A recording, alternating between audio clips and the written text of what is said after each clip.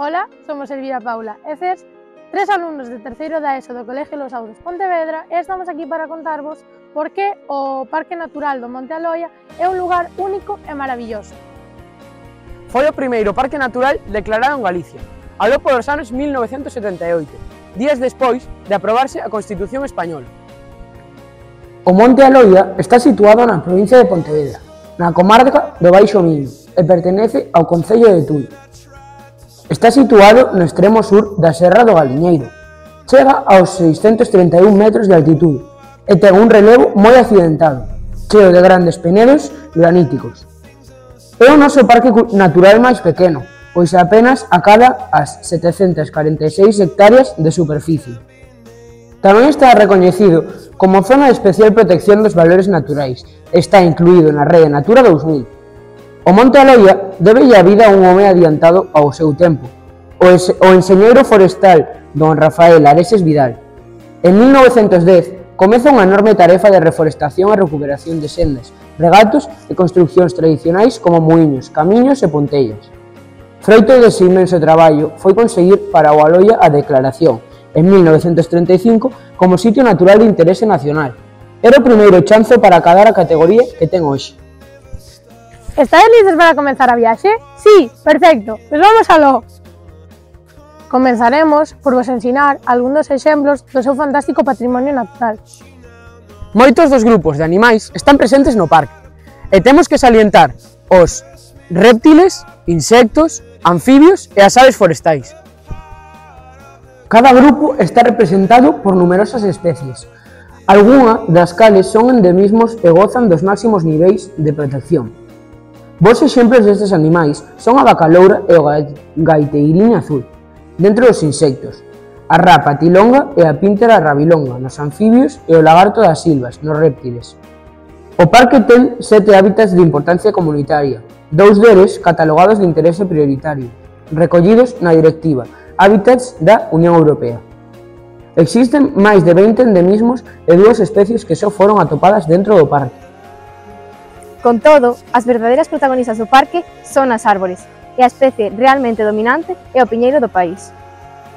Grazas á labor de reforestación realizada, hoxe podemos desfrutar de bosques autóctonos en recuperación, formados por carballos, castiñeiros, ameneiros, loureiros, acibros, erébedos e mesmo sobreiras nas zonas de solaina. Tamén é zona especial de protección dos valores naturais e está incluída na Rede Natura 2000. Pero non todo no parque natureza. Temos unha chea de elementos que amosan a profunda relación que sempre existiu entre o ser humano e o medio que habita que conforman o patrimonio cultural do Aloia. Atopáronse ferramentas e cerámicas do Paleolítico, enterramentos do megatilismo, petroglifos, poboados castrexos e mesmo unha impoñente muralla tardorromana.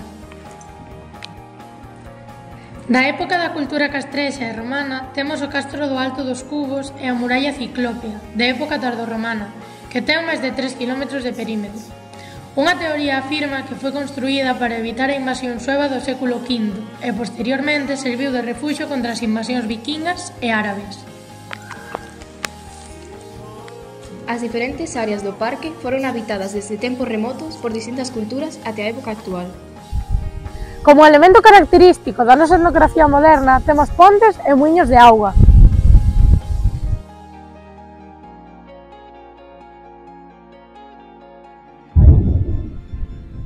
Que vos parece se imos dar un paseo? No parque hai varias rutas de sendeirismo, de curta lonxitude e pouco exixentes. Hai 5 rutas para escoller. A de Cabana a Cavaciña, circular, de 2 km. A ruta dos muíños de Tripes, circular, de 3 km. A do Castro e Alto dos Cubos, tamén circular, de 2,5 km. A dos muíños de Paredes, lineal, que é a máis longa de todas, pois percorre 10 km dentro do parque.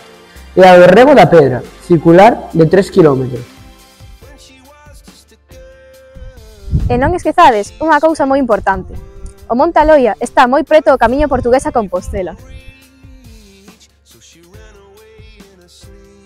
Todos estamos de acordo que sin esta figura de protección, todos e todas perderíamos moitos dos grandes tesouros naturais que nos rodean. Paisaxes, ecosistemas e seres vivos que son os nosos veciños, e que esquecemos o xeito de convivir en armonía moito tempo atrás. Estas zonas onde natureza e ser humano volvense a encontrar e camiñar da man unha vez máis.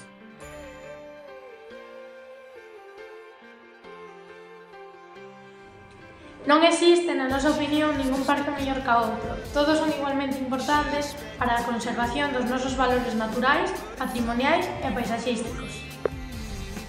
Creemos que, por unha banda, todas as administracións deben implicarse en serio na protección e conservación dos valores naturais e culturais de calquera dos nosos espazos protegidos.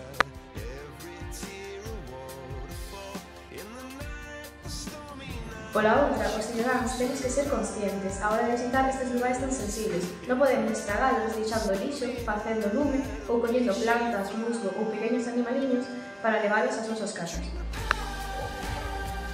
Moitas grazas a todos e todas por ver este vídeo. Agardamos que vos gustase. Até pronto!